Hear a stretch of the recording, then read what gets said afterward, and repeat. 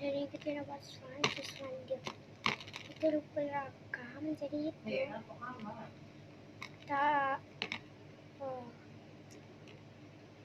Jadi coy, kau tinggal pencet saja. Kau boleh cuba main-main lah dulu. Saya takut.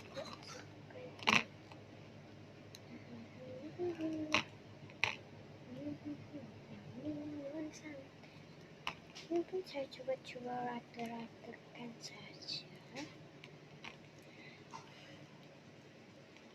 Tuh, jadilah juga. Cuma ada yang keras.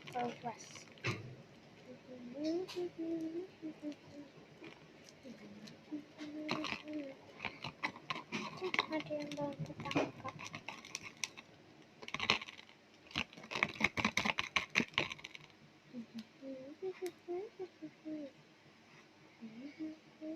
Panjang. Tak tahu. Nak makan yang macam food macam tu. Fast food. Yang hari tu kita makan baru balik daripada kolam. Oh tu, seafood goreng tu.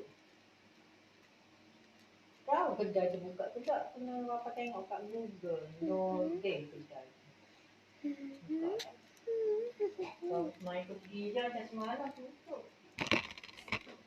Ini kita bawa ke tepi dulu guys.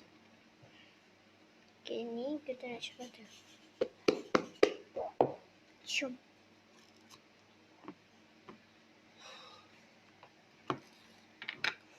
Nyatanya okey lah cuba. Okey. Jom.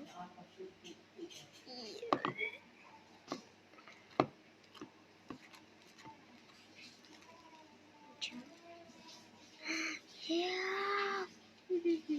Apa ni?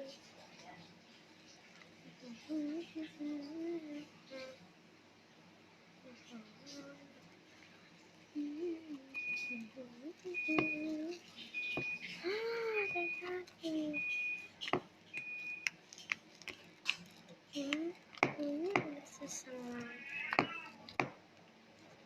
Ini sama juga rasanya dan sudah. Sebab busuk.